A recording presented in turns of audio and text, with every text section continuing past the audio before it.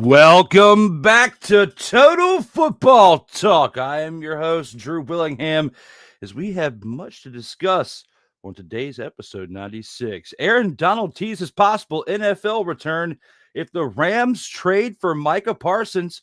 Colts quarterback Anthony Richardson dislocates his pinky in preseason loss to the Ravens. And ESPN officially acquires the NFL Network and RedZone from the NFL to begin streaming in 2026. All that and more on this edition of Total Football Talk.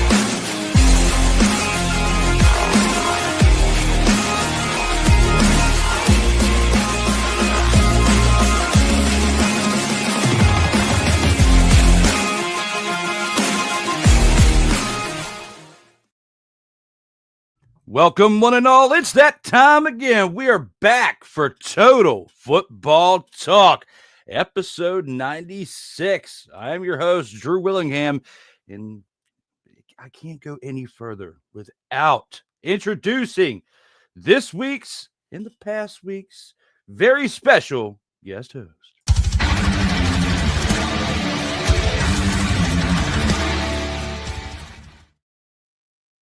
Ladies and gentlemen, please welcome Mr. Ryan McCarthy. Yo, what's happening, Drew? Hey, man, I'm glad to have you back as we have, some things to talk about the NFL, but most importantly, we had a wild game in the CFL last night that went into overtime that we got to discuss, and I actually got to take a little bit of a break at work at that time to catch that in. I was hitting you up. I was like, what a game! Overtime! Yes! And then we'll talk about it. But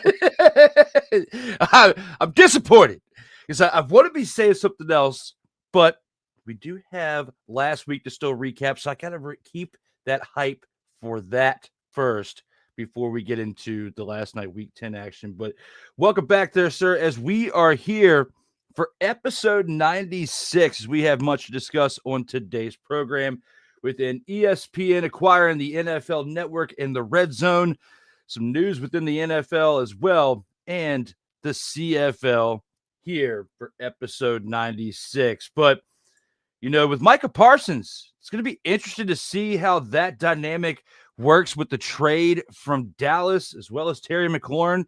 Things we have to pick up from last week that we may have some news for you on today, but you'll have to stick around to see throughout this episode. With that being said, my apologies. Let's take it into the opening drive. All right, let's go. We got trips, right? At 42, 989. On two. Ready?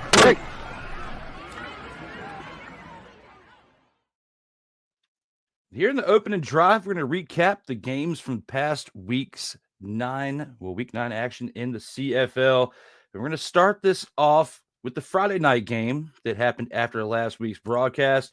Now it's between the Toronto Argonauts and the Winnipeg Blue Bombers. Chris Streveler was 17-21 for 173 passing yards, 3 interceptions with 4 carries, 25 yards on the ground, and a rushing touchdown for the winning team. It's not often that a winning team has a quarterback that throws 3 interceptions and wins the game. But hey, it happened right here for the Blue Bombers. Brady Oliveira, 17 carries for 50 yards and 1 reception for 19 yards, led the day for the running backs for the Blue Bombers. Jarrett Stearns had 6 receptions for 53 yards, and Nick Dembski had 5 receptions for 67 yards. The Blue Bombers' total penalties, 6 for 51 yards on the day. Their defense had 2 sacks along with the fumble recovery and an interception by Tony Jones. Trey Vival was besides what we saw out of the defense. Trey Vival was probably the MVP for this team with a kick return for 93 yards and a touchdown, along with 8 punt returns for 152 yards and a punt return touchdown. So 2 touchdowns on special teams for that man. Sergio Castillo, 4 of 5 on the day of field goals for 16 points. On the losing side, Nick Arbuckle had 22 completions out of 39 attempts for 327 passing yards, 2 touchdowns, and an interception. The Argonauts total rushing. Put us back on the screen. There we are. Total rushing for the day for the Toronto Argonauts in week 9. 5 carries for 8 yards. Back on the screen because that was absolutely terrible. Okay, we'll break that down more here in a few, but that was absolutely wild. You wasted a performance by your receiver DeMonte Coxey, who had 9 receptions for 187 receiving yards and 2 touchdowns.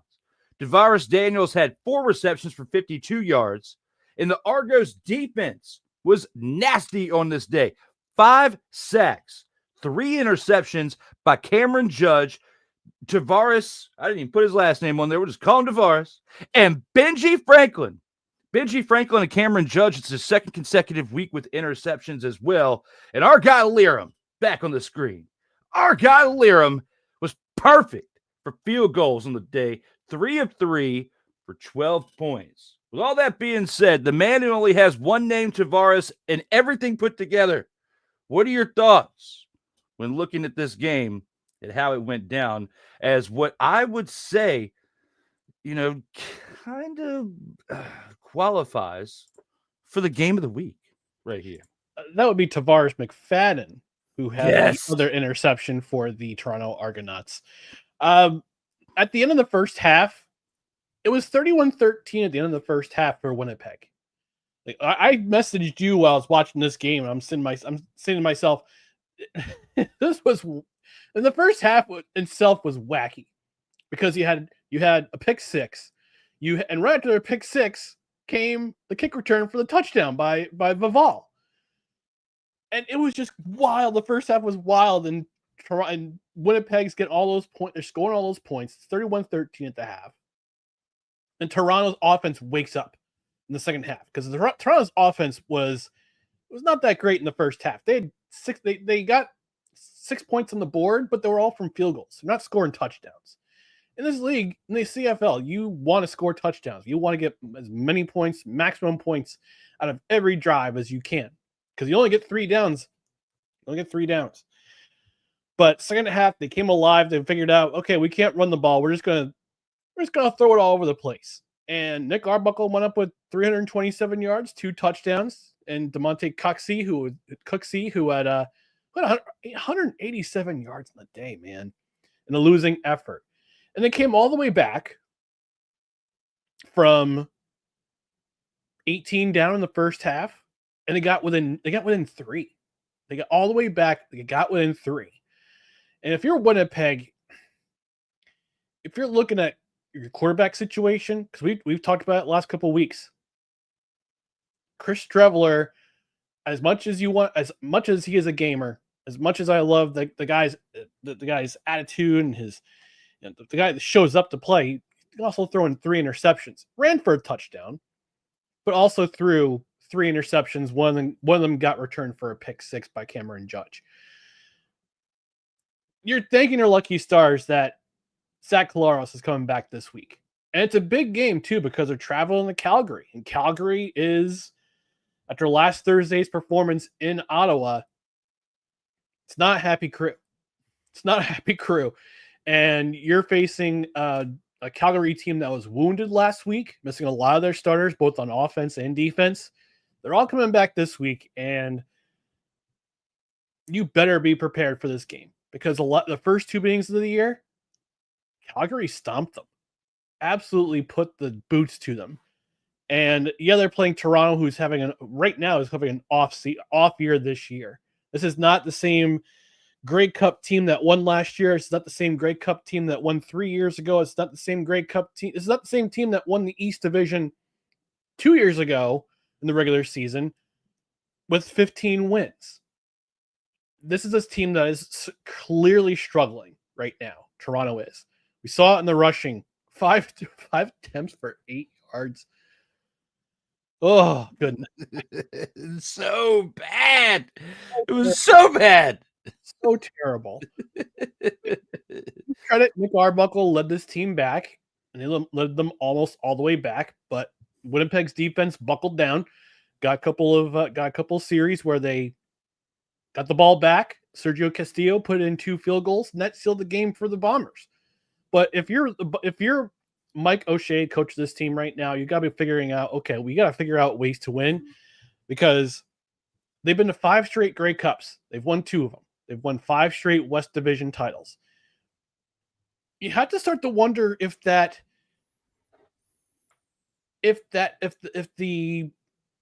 starting to fade a little bit. And we talked about them being an older team. I mean, last year they got off to that terrible start. They were 0-4, wound up bringing the division. This year is a little bit different. I mean, they started off the year with a couple wins, and then we started to kind of see the cracks in the armor of what is the Winnipeg Blue Bombers, this era that they're in. I wouldn't call it a dynasty, because you have to win at least 3 titles in a 10-year span to be considered a dynasty. They've won 2. So they want to get that 3rd and consider this a dynasty, then they have to get things going. We're almost at Labor Day. Labor Day is just a month away, and if you're not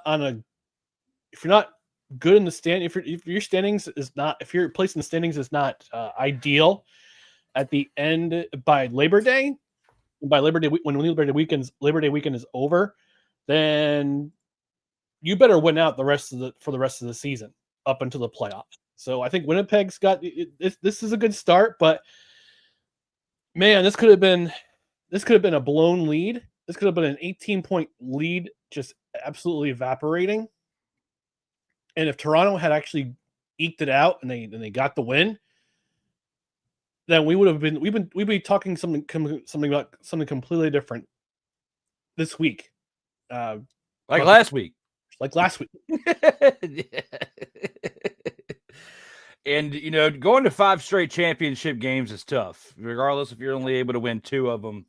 To get consistency throughout that many years is really tough. I mean, it's a shame the qualifications for a dynasty have to be that you have to win like 3 within a certain period in order to become one, because, I mean, the Bills, even though they didn't win a Super Bowl in the 90s, you could argue that's a dynasty because they went to 4 straight Super Bowls, top of the mountain. Even though they lost, regardless, you were still at the top of the mountain. For the AFC, you were a dynasty in the first half, at least of the 90s, as the NFL. And here, with the Winnipeg Blue Bombers, who are 4-3, they're in 3rd place in the West Division. You've got a team like my Saskatchewan Roughriders at the top of that mountain, of the West Division mountain. And right behind them is a team that has 1 win above this current team. We're talking about the Winnipeg Blue Bombers, who are 5-3, and that being the Calgary Stampeders. And they have been playing pretty tough with what they've had with Vernon Adams Jr. And even though you've got PJ Walker in there, we'll talk more about that here in a few, but based on injury, what's been done to start this year, they're on a pretty good streak as well. So between the Stampeders and my Roughriders, you cannot be playing around in the West Division if you are the Blue Bombers, like you said. So the time is now. You're 4-3. You are flirting with that time where we're getting close to the middle of the season. We're not quite there yet, but we're all in a couple of weeks. We'll be at the middle of the season. And it's do or die now for the Blue Bombers. And when you put yourself in this spot, it's tough. The BC Lions, I remember, like last year, were kind of similar to this, flirting back and forth around 500 for a good portion of the season, and tried and waited until the second half to the 3/4 mark of the season to really try to step it up, and they didn't have enough gas left because they were playing around all season. Yeah. If you really want to make it to your 6th consecutive championship game, you got to put your foot on the gas now to where maybe you can start coasting around weeks 20, 21, 22, and then get to the playoffs and then step it back on. But right now, with what we saw with the win over the the win over the Argonauts, at least they're on the right track. They got that win back from the week before. Yeah, they did, and they needed that win too because it's not going to look pretty because I'm looking at the schedule from here on out. Next week they're at Calgary. And what's up with the scheduling? Why do you have them play Calgary 3 out of their last 5 games? It's ridiculous.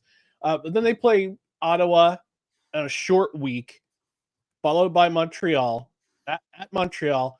Then you have the home and home with Saskatchewan on Labor Day, and then the Banjo Bowl, followed by Hamilton, then Ottawa. They really don't get a break until between week 17 and week 19. They have a bye week 18. So they don't really get a break, and you gotta win a lot of these games, like you said, Drew. If you're the Blue Bombers and you're Mike O'Shea and you're that veteran team that has been to this place before and want to get back, you've got to win at least, let's see, Calgary 1, 2, 3, 4, 5, 6, 7, 8. So out of these 8 games, you got to win at least 5. And that's a daunting task because it's Calgary. It's 1 against Calgary, 2 against Saskatchewan, 1 against Hamilton. 2 against Hamilton, excuse me. So, and Hamilton's not a bad. We saw it last night. Hamilton is a very good team this year, and Saskatchewan is nothing to really sneeze at. I mean, they're the top team in the league right now.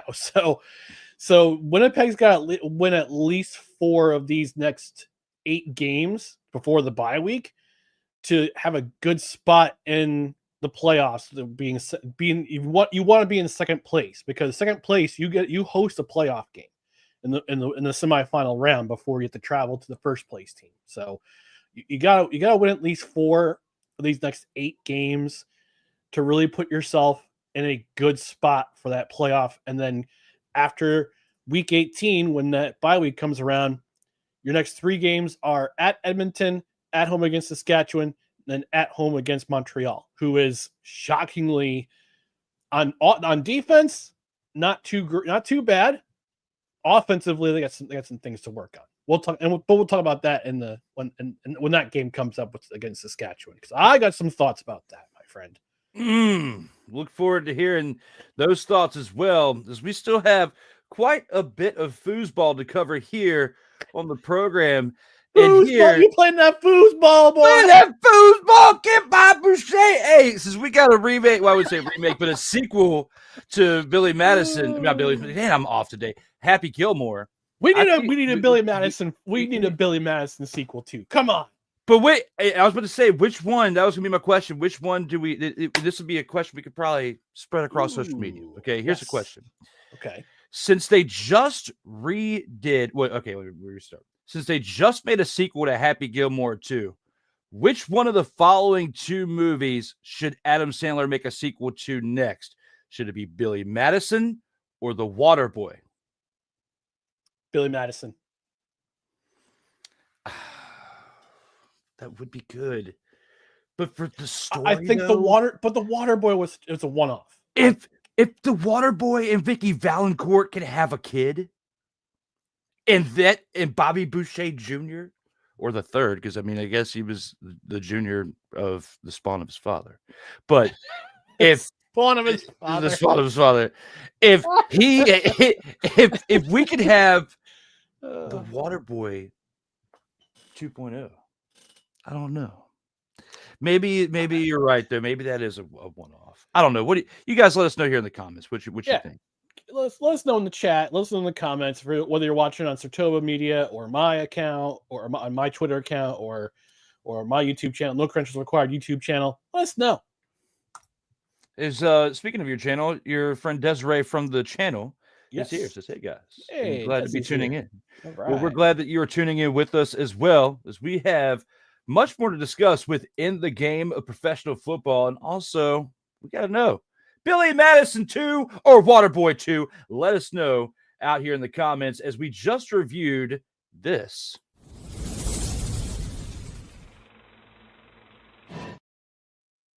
And now it's time to go into the Saturday games.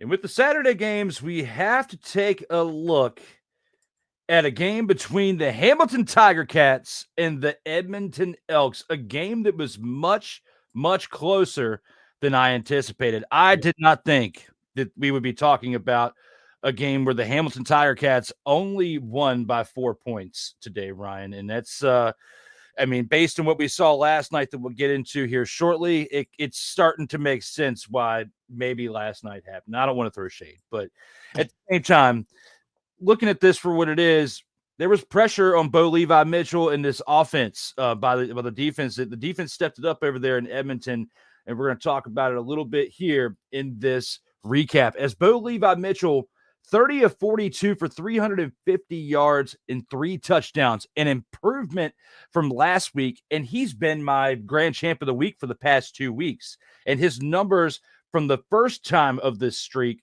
were better last week, and these numbers are now better than what he had last week. So continues to improve as this Hamilton Tiger Cats team improved to a 5-game winning streak from this past weekend. And again, he had 1 carry for 5 yards. But their leading running back, Greg Bell, 13 carries for 55 yards on the day and a rushing touchdown, along with 4 receptions for 36 yards on the ground. Keandre Smith had 7 receptions for 138 receiving yards and a touchdown, along with Tim White, who had 7 receptions for 78 yards and 2 touchdowns. The Tiger Cats defense, 1 sack with 1 interception by Stavros Katsantonis. I hope I didn't butcher it. Nope, you got it. You're good. I got it again. That's what I'm talking about. Their total penalties, though, for the Tiger Cats, 2 for 30 yards, which isn't bad when you compare other teams out there, win or lose of the contest, with only 2 penalties for an entire game. It's pretty good. And that's why I feel like you won this contest. Cody Fajardo, 20 of 25 for 257 passing yards, a touchdown and an interception with a carry for 13 yards in the loss for the Elks. Justin Rankin, the highlight reel for the Elks on this day, 12 carries for 69 yards and a touchdown, along with 7 receptions for 64 yards and a touchdown. So between running and receiving, he was absolutely on fire, running like he had a firecracker in between the cheeks. Stephen Dunbar, 4 receptions, 62 yards, along with Curly Gittens Jr., 5 receptions for 61 yards. Elks total penalties on the day, 4 for 40 yards. Not horrible, but still worse than the winning side, that being the Tiger Kitties. Looking back on this, between Justin Rankin on the losing side, running like he had a firecracker between the cheeks, and Levi Mitchell just lighting it up again on the other side for the Hamilton Tiger Cats. What are your overall thoughts when looking back at this contest there, sir? As you mentioned there, Drew, we talked about it last week on this program. We did a preview in a 2-minute drill. We both thought this was going to be, I would say, you thought it was going to be a runaway. This is going to be an absolute beatdown. I thought kind of the same way, but this game was, looking at the stat sheet, it's pretty clean. It's a pretty clean score. It's a pretty clean score line between the final score and the stats between the two. Not a whole lot of penalties, 6 penalties in total, at least accepted penalties. Cody Fajardo actually started the day 17 for 17. That's how he got that 20 for 25. He started the Saturday 17 for 17. But the one play you want to look at, you want to point, I'm pointing back to, is with 2:21 remaining in the second quarter. The Elks got themselves a nice long drive, started their own 28-yard line, got all the way within the Hamilton 1-yard line, but they couldn't punch it in. They could not punch it in, which resulted in a turnover on downs, and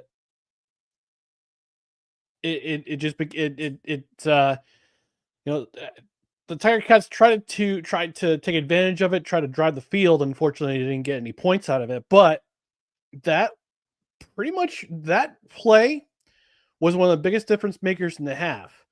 And the other play that was the other biggest play in the half was a dropped pass that would have been the game-winning touchdown for the Edmonton Elks, and that was an attempt by Cody Fajardo, a passing attempt by Cody Fajardo to Keon Julian Grant, who he has a previous quarterback receiver relationship from his days in Montreal. But Keon Julian Grant had a drop, 3 targets, 2 receptions on 3 targets, and that third target was the most crucial in that Edmonton could have taken the lead in this game. And unfortunately, he drops the ball and it turns into a turnover. And eventually turns into a turnover on downs for the Edmonton Elks, because in the next 2 plays, that's actually a first down play with 1:16 remaining. And then Fajardo found, I got a short, had no yards play. Next play to Rankin, and then he couldn't, and then they had inexplicably a rush on 3rd and 10 with 1:02 remaining, and unfortunately for the Elks, Hamilton's defense stopped them. So, great game. I've been talking about the Edmonton Elks for a good part of the season.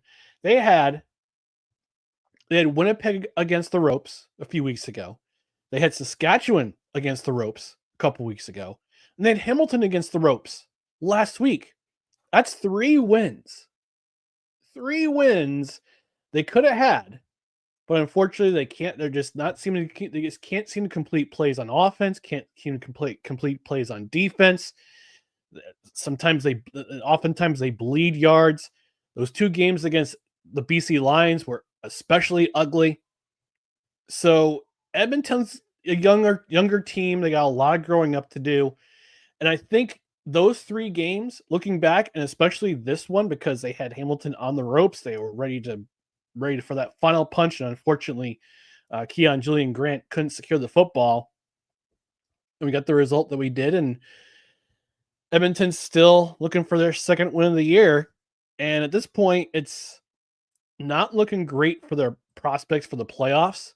They're currently 1-6 with 2 points, but they could easily be 4-5 or 4-4, or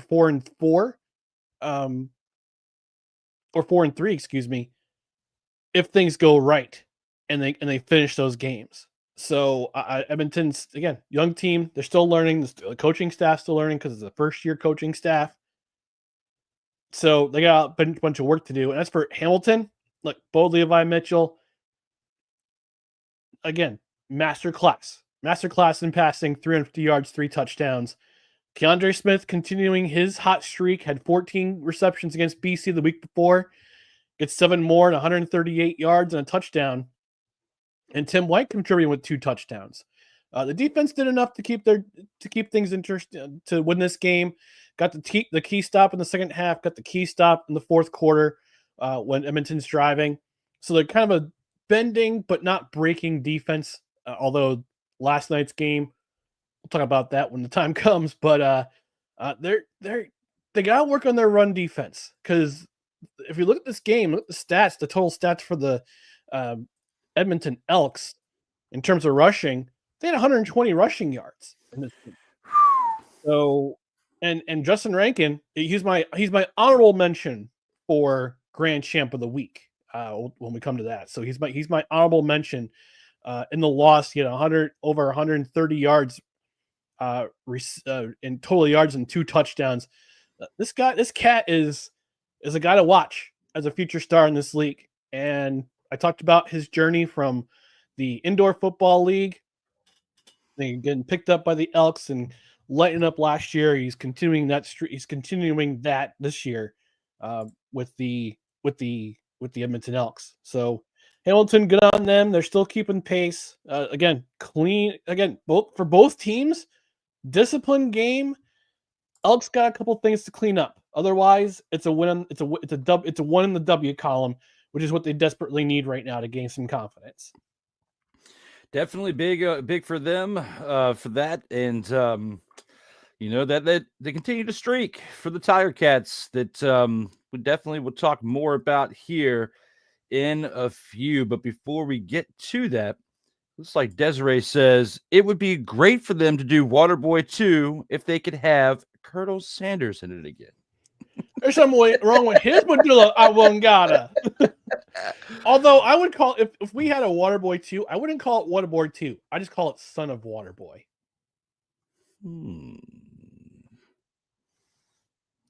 Could we call it Water Sucks? Gatorade is, but no, we can't call it Gatorade better because the copyrights now, trademarks probably gotten worse since the 90s when they did that. I can't believe that movie's it's almost been 30 years since they filmed it. Dude, it's not just 97. It's not just Gatorade. You have all these different water variety types right now. They have all these electrolytes, and it's crazy. It's not water. Gatorade still owns the game, but there are a lot more brands out there. But he tackled Colonel Sanders.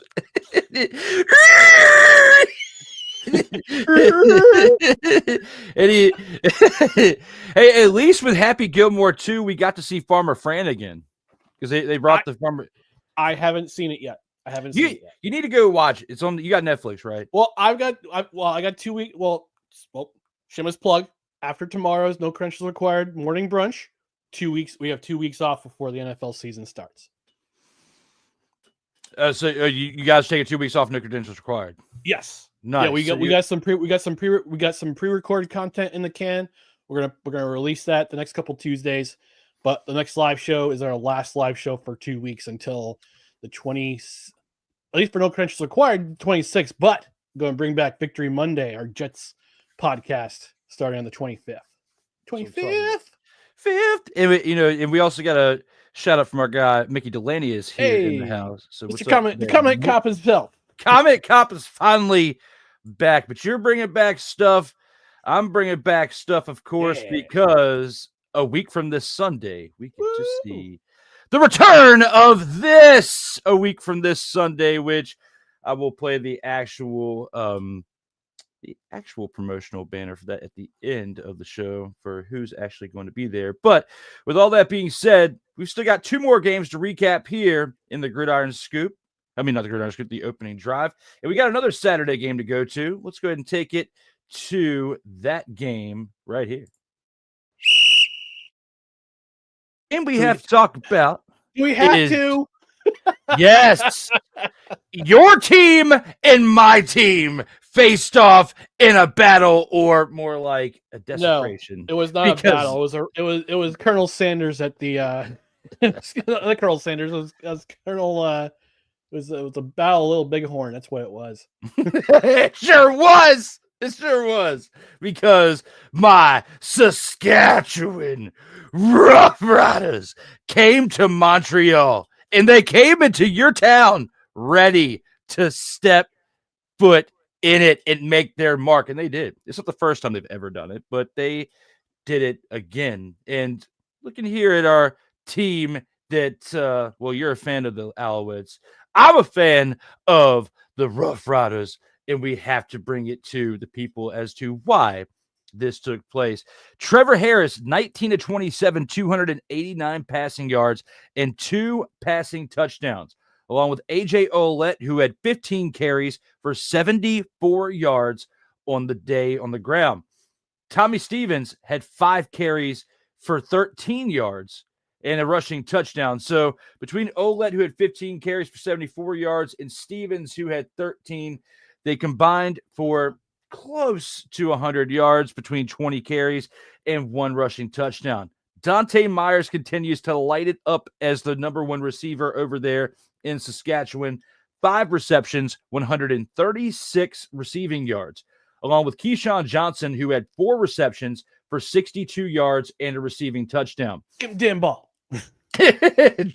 Tommy Neal, 2 receptions for 39 yards to round out the receiving core, and he had a receiving touchdown as well.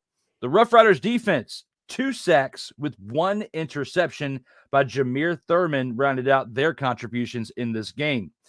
However, their penalties that they accrued were 5 for 62 yards.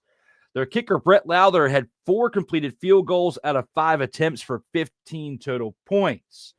Now, on the other side, for the Montreal Alouettes, the law offices were closed in this game because McLeod Bethel Thompson went 15 of 26 for 126 passing yards and just an interception, along with 1 carry for 9 yards on the ground. It's absolutely piss poor. Tyler Snead, 7 receptions for 88 yards. Cole Speaker, 5 receptions for 29 yards, were the 2 top receivers in this game. 2 receivers that barely combined for over 100 yards on 12 receptions. That's absolutely not like what this team is used to producing. The Alouettes defense only mustered up 1 sack. That's it. No fumble recoveries, no interceptions, nothing. Just one sack. Which there's teams up there that have done worse with no sacks and no stats and barely showed up. But I mean, you gave up 34 points. You might as well just sat on the bench the whole time. Let the second and third and fourth string get in there. I mean, it was bad. The Alouettes total penalties, 6 for 84 yards. They could not get it done mentally or physically in this game because mentally they gave up the penalties. Jose Maltos completed 2 field goals out of 2 attempts for 6 points. Literally, he was the highlight. Your kicker, Jose Maltos. Looking back at this game between the Saskatchewan Roughriders and the Montreal Alouettes. Ryan McCarthy, what are your overall thoughts as we just hit 100 people who are currently watching this live between all of our platforms? Ew. Now 102 as you said that. We gained 2 more viewers. That's the best. Hey, all right. 2 viewers. Yeah, this was ugly. You forgot to mention one key stat here, Drew. Time of possession. Saskatchewan had almost 37 minutes in total possession. They did. It was not pretty. And you could tell, I've been beating this drum all season long. If your starting quarterback goes down, your offense goes down with it. It happened last week in Ottawa with the Calgary Stampeders. PJ Walker, experienced veteran, NFL, XFL, did not have a great start in his first CFL game. McLeod Bethel Thompson, I'm still shocked that the Alouettes traded him to Edmonton. I know it was a cost-cutting move. I know Cody's the guy. He wanted to be the guy, but Coach Jason Moss saw the future with Davis Alexander and how he did last year, finishing 5-0 in his 5 starts that he was in place of Cody Fajardo. So they wanted to get the future started, and rightfully so. But when Davis Alexander, when he's out of the lineup, we know what this team is. This team is not good. It's not good in the run game. Bethel Thompson is not the quarterback he was a few years ago when he was in Toronto and was throwing the ball all over the place. I don't think he's the answer. He's not the answer for the Alouettes. And we've got 2 other quarterbacks who are sitting behind him, and Caleb Evans and former New York Jet great James Morgan, sitting on the bench. Give those guys a try. Like, do something. I mean, McLeod Bethel Thompson had an awful game. I mean, 2 weeks ago in Calgary, had a great game.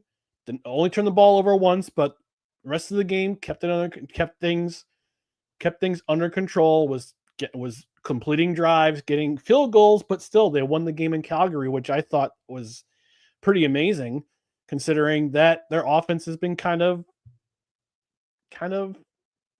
pedestrian. Terrible. That's terrible. Thank you, Charles. On the flip side, this Roughriders team is a machine. I gotta give credit where credit's due. They dropped 34 points on one of the best defenses in the Canadian Football League. They held the ball for almost 37 minutes.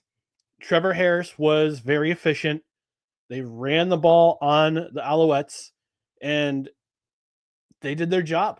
And on the defensive side of the ball, they got 2 sacks. They got an interception by Jameer Thurman, which was pretty much the nail in the coffin. At that point, they were up. I think they were up 21 to 6 or 21 to 3. And that was pretty much the nail in the coffin right there. Lowther, 4 or 5, got 15 points. Jose, I will say one positive for the Alouettes was Jose Maltos. A couple weeks ago, he got the game-winning field goal with a 56-yard field goal. He had a 58-yard field goal in this game. And I believe those two field goals are the longest field goals in Montreal Alouettes history. Yep, he hit a 54-yarder against Calgary, hit a 56-yarder in this game. So he was the bright spot on this team. But this game was just an absolute beatdown. And ever since I haven't seen a Montreal Alouettes team get beat down this badly in a very, very long time. And their pride this week is their pride is on the line because they're facing Edmonton, who we'll talk about again in a 2-minute drill. Great breakdown. But speaking of break, oh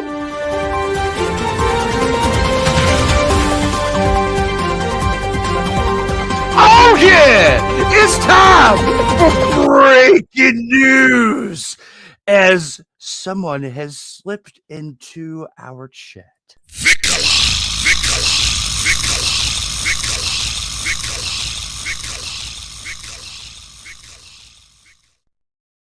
My day is complete now that Vicola is here, because Vicola says today has been the craziest, busiest day I've had at work, including congratulating my boss on a healthy newborn daughter.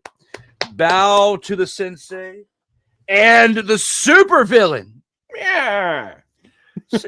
We're gonna come back to that here in a few. Okay, we'll come back to that here towards the end. But shout out to Vicola, and as well as Mickey Delaney again, who's also telling you to stay in your lane.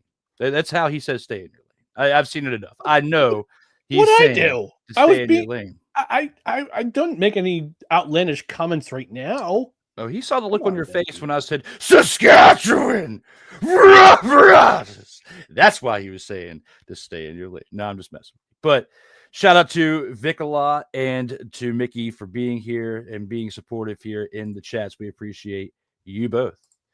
And good to be back, Sensei. Good to have you back, man. Missed having you out here, but I get it. We all have lives. It gets busy out here in these streets.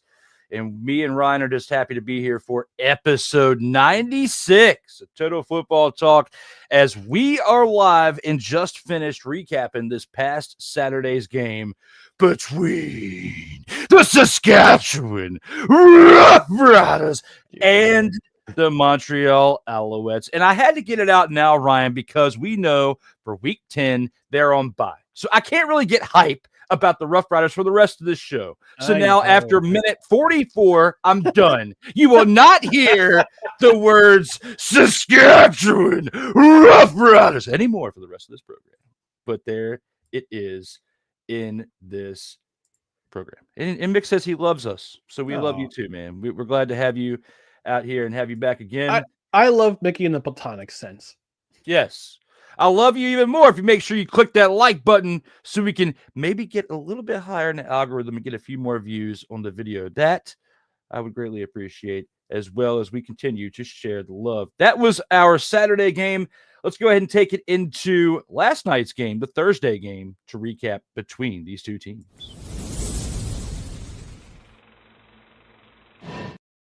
And the game we have to talk about is between the BC Lions and the Hamilton Tiger Cats, because this game was pretty close. And we could be potentially coming back to this next week saying that this was the game of the week. What do you think, Ryan? This was definitely an early candidate for game of the week, as for sure. Yeah, because this right here, back and forth. And going into overtime, as we saw here last night, this was a high-scoring game that, again, went into overtime. 41-38 was our final score. For the winning team, BC Lions, Nathan Rourke, 24 of 40 for 408 passing yards, 2 touchdowns, and an interception, along with 2 carries for 28 yards on the ground. James Butler, another human highlight reel, and happened to be for this team in this game, as he had 14 carries for 85 rushing yards and a rushing touchdown, along with 4 receptions for 55 receiving yards and a receiving touchdown. Over 100 total yards, 2 touchdowns, very similar to what we saw out of Justin Rankin for a losing team for the Elks in Week 9, but actually did it for the winning team in Week 10. Justin McInnes, 8 receptions, 159 receiving yards. Aiden Eberhardt, 3 receptions, 120 receiving yards. Javon Katoy had 2 receptions for 22 yards and a touchdown as well. The Lions defense. Great touchdown. He trucked a couple dudes getting to that end zone, man. He did. He did his job, and he did it very well. And he only had 2 receptions, but one of them was that one that we speak of. Their defense on the day only had 1 sack and 2 fumble recoveries. The total penalties for this team, 8 for 65 yards, which usually you see out of a losing team. It's pretty rare that a team gets one over another team, and we'll talk about what their stat line was, but to have 8 penalties for 65 yards and still win the game, you were absolutely clawing, and no pun intended against the Tiger Cats, but you were clawing your way to the victory. Sean White, who had the winning field goal in this game, was 4 of 5 on field goals for the day, missing one for 15 total points. On the other side, a man who has been on fire for over a month, wasn't bad in this game either, but happened to be for the losing team. He was 23 of 33 for completions out of attempts on the day for 305 passing yards and 3 passing touchdowns. 2 consecutive weeks now that he has thrown for 3 touchdowns and no picks. Okay. So for him to do that after coming back on literally short rest, because you went from Saturday to Thursday, he's an older player. He has back-to-back games with 3 touchdowns, no interceptions. That's 6 touchdowns in less than a week. And even though you lost, it was still a pretty close game until the end, as we again saw overtime. He also had a carry for 3 yards, that being Bo Levi Mitchell. Greg Bell, 13 carries for 65 yards on the ground, along with 3 receptions for 19 yards. Keandre Smith, 5 receptions, 46 receiving yards, and a touchdown, along with Shamar Bridges, 2 receptions for 32 yards and a receiving touchdown as well. Isaiah Wooden, 2 punt returns for 91 yards and a punt return touchdown. This is another game we could talk about where special teams played a part in it, although they took the big old fat old stinking.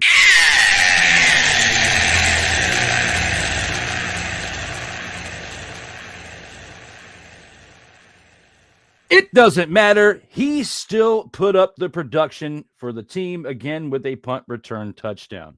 The Tiger Cats defense, 2 sacks with 1 fumble recovery and an interception by Julian Hauser.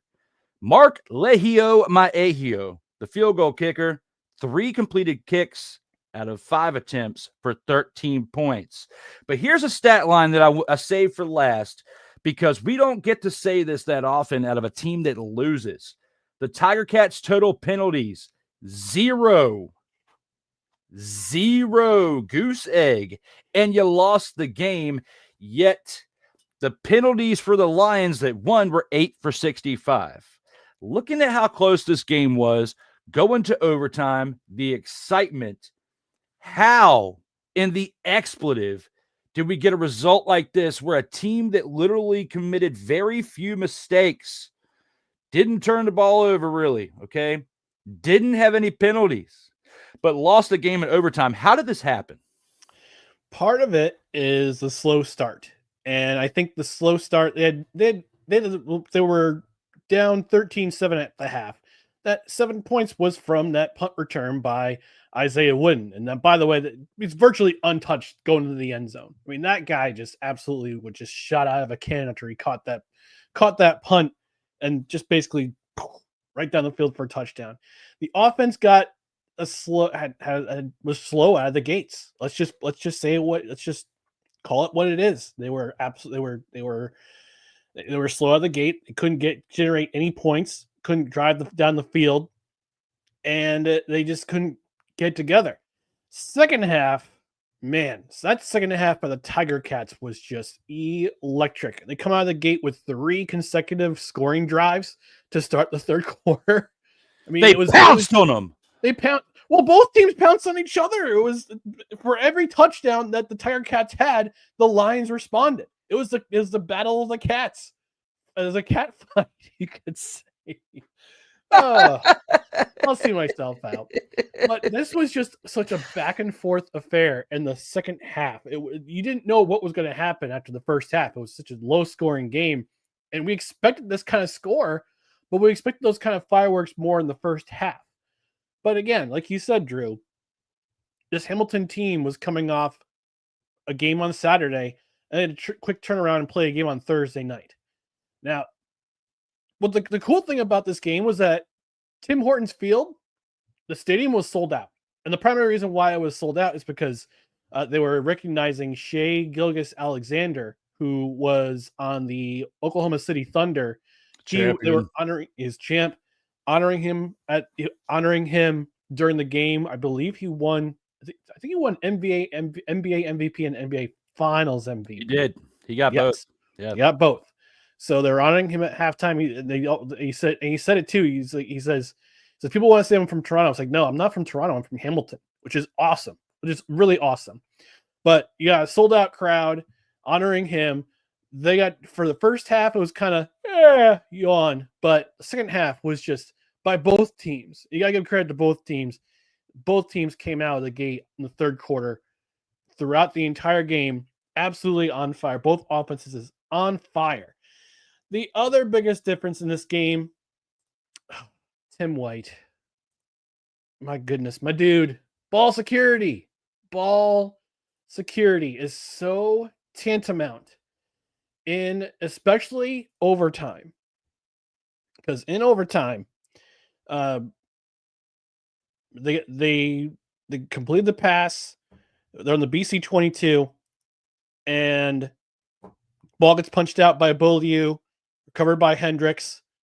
Get the ball back. You get four consecutive rushes for the Lions, and then Sean White kicks that field goal, and the game is over. So between the slow start on offense in the first half, and then Tim White's unfortunate fumble, the lack of ball security, even though he had a solid game, he had a pretty solid game himself, the ball security is so important, especially at crucial times. And it unfortunately didn't happen for Hamilton, and it halts their winning streak. Their winning streak, I think they had won 6 in a row up until. I thought it was 5. Okay, it could have been 5. Yeah, it could have been 5. Yeah, they were going for 6. Yes, that's right. You were last night would have been 6. Yeah, it would have been 6, but unfortunately, yeah, ball control is important. Getting off to a good start is important. They have another Thursday game next week, so they get at least a week off to get themselves together. But yeah, those were the two biggest factors. And man, we got to talk about this BC Lions team, man. I was listening to Rod Peterson show yesterday. They had BC radio play-by-play guy. I'm trying to remember his name off the top of my head. I can't remember his name off the top of my head, but he was saying that they needed this Lions team. They needed a character win, and this was a character win for them because they actually had the lead. They had the lead with less than a minute left in the game. Then Hamilton drove the field, and they got the game tying field goal by Legio. But the defense, they had to come through. They came through because this was an offensive shootout by every stretch of the imagination. We had almost 900 yards total offense between both teams. 514 for the Lions, 366 for the Tiger Cats. But at the end of the day, BC came through and they got that character win, and they currently sit in they're still in fourth place in the West, but they own the crossover spot for the playoffs. So they're 4-5, 8 points. And right now, if the season's over, they go to Montreal and play in the East Division semifinal. So, but they're keeping pace in the West Division, so they don't have to go through the crossover part. But Nathan Rourke, those stats: 408 yards, 2 touchdowns, an interception, 2 receptions, 28 yards. That's the reason why he's the highest paid player in the CFL. Those stats don't lie, and that tells you why he's being paid the money he's getting paid. So BC Lions, good on them, getting that win. Tiger Cats, tough loss. With all the positives they had in the stat, the one stat that counted the most was the fact that they got the fumble at the worst time, and couldn't have come at a worse time because it led to the game-winning field goal by Sean White. Hey, everything happens for a reason, and even though we wanted to see a 6th consecutive win for Hamilton, or at least I did, we didn't get what we wanted, and hopefully this loss right here, even though it was a close one, will impact them enough to make them realize, like, hey, we need to tighten some things up because we should have had this game, and that's what the Hamilton Tiger Cats should be thinking right now. Because they've started off a pretty strong season after having a pretty mediocre 2024. 2025 has been looking pretty good for them. And speaking of things looking pretty good and moving on in the right direction, we have to take this on into our first commercial break. But when we come on back, we still have the grand champ, the Gridiron Scoop, Snowflake of the Week, 2-minute drill, much more in store for you here for episode 96 of Total Football Talk. All right, let's go. We got trips, right? At 42, 989. On two. Ready? Hey.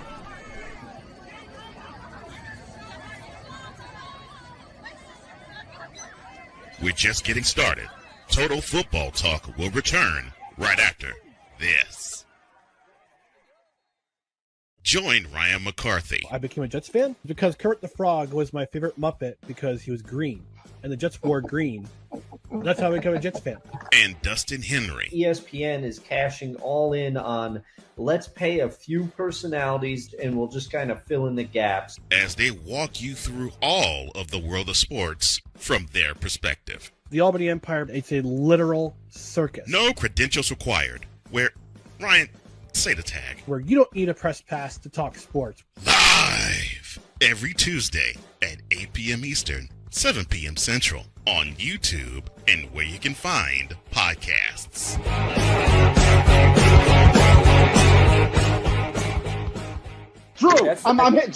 Drew, I'm hearing a bunch of stuff in your mind. I know you know this team very well. Are you in and out, my friend? This team, as a fan for the past, 18 months, it has been terrible. As an analyst. As an analyst, going through the experience as an analyst and also as a closet fan of the Washington football team, formerly known as the REDSKINS. It is a travesty. I am out. Get the f*** out of here! I believe that they will not make the playoffs this year. Come on, they are 2-6. I don't care how much of a fan I am. I don't care how much of a past fan I am to have a half sleeve dedicated to them. It doesn't matter. They S-U-C-K.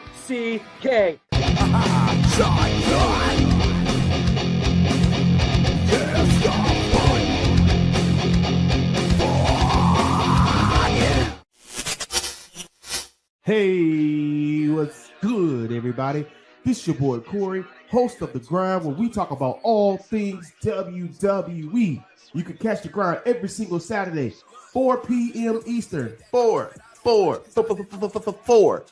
p.m. Eastern, right here on Sertoba Media. If you're not following Sertoba Media, then what are you doing? Like, share, subscribe. There are many different things that we have available on Sertoba Media for your viewing pleasure. And what else you got to do on a Saturday afternoon? Come spend some time with me. Come spend some time with my colleagues on this platform. Help us be able to bring everything that you all want to see. Matter of fact, you know what? If you ain't did it yet, I got something for you. Stay true to what you do. Stay true to why you do, and always stay true to you. Sertoba Media, where the struggle is real to be awesome.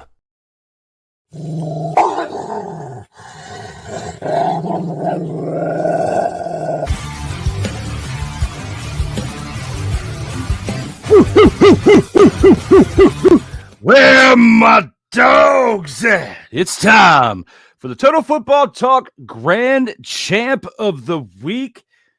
With that being said, Mr. McCarthy, who are you thinking about for your choice for Grand Champ of the Week? All right, well, let me start off with the honorable mention. Justin Rankin, 133 total yards, 2 touchdowns, and a losing effort for the Edmonton Elks. A very close game against the Hamilton Tiger Cats. Again, I'm against the ropes.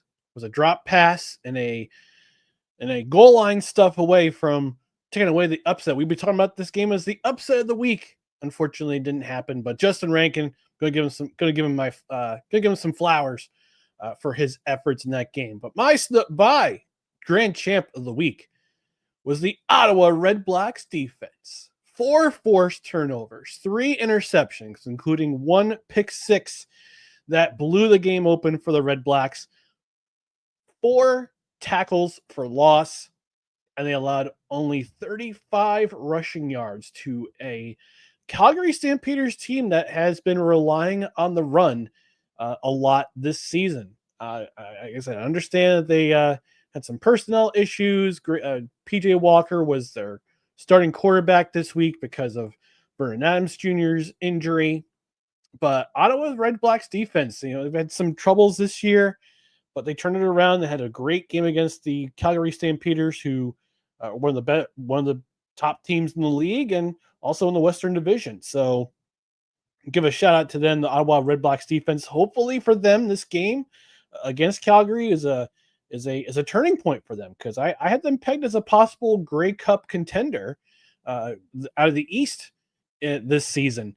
And they got off to an unfortunate start, had some injuries on the offensive side of the ball.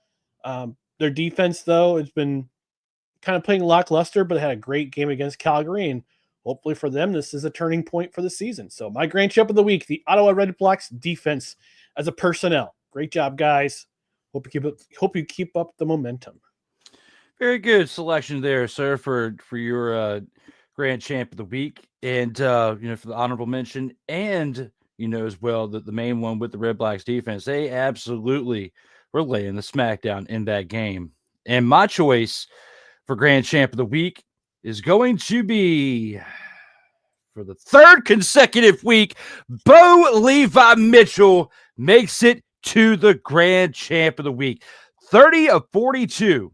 Completions out of attempts for 350 passing yards, 3 passing touchdowns, 1 carry for 5 rushing yards in that Week 9 contest, leading the Tiger Cats to their 5th consecutive victory. For the leadership, for his impact on this team's offense, I have to give it to Bo Levi Mitchell. I promise at some point the near future, I'm going to pick somebody else for the Grand Champ of the Week. But right here, right now, he deserves it, especially when you think of the fact that he had 3 passing touchdowns with no turnovers in last night's game for Week 10, and that's 6 passing touchdowns with no turnovers in less than a week in 2 games. Let me ask you a trivia question, Drew. Looking up from that, and this is last night's stats included. You know what Bo Levi Mitchell's touchdown and interception ratio currently is for this season? What's that? He has 21 touchdowns and 3 interceptions. It's a 7-to-1 ratio. That's how great of a season he is having this year in 2025. Wow. Yeah. And according to this, because I just Googled it in real time, and for his career, he's 226 to 117, which is a 1.93 touchdown interception ratio, which still isn't bad. I mean, it's pretty respectable. And why he is considered a legend of the game of the CFL. And we do have a couple comments we have to acknowledge real quick before we go a little further. Desiree of Sunshine says 100. Well, not sure what you're 100ing, but I 100 it back. This happened 19 minutes ago. Very nice. And Victor Law says, remember when the Patriots had Nathan Rourke and gave him away and trusted Jacoby instead? Sorry, dog. Oh. Wow. Shots fired. And the Snowman crew.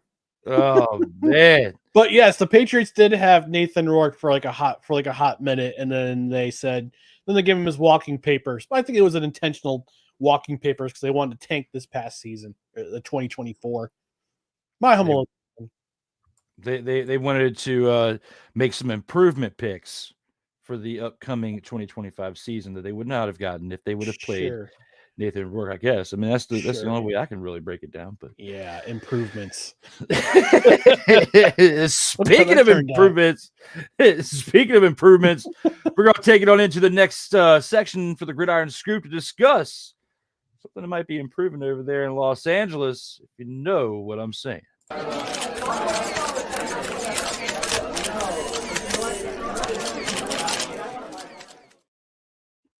And for the clicky,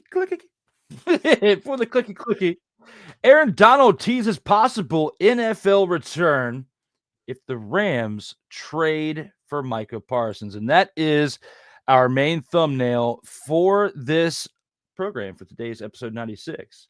Do you believe this will impact the move for Parsons to Los Angeles? No, and Rams fan needs to quit dreaming. This is not Madden 2026, okay? But in all seriousness, Aaron Donald apparently is still in really good shape as a football player. I think he worked out with Jared Verse, who's the premier edge rusher, had a breakout season last year with the Rams. He worked out with Jared Verse, and Jared Verse was like, yeah, Aaron Donald's a machine still, even though he's retired. And I believe Donald is 33 or 34. Let me look it up. He's not. I don't think he's quite at his mid-30s yet. He's 34, so he could still. I mean, he retired pretty young for in regards to NFL standards, but he's also playing a position which is interior defensive lineman, and that is a physical position.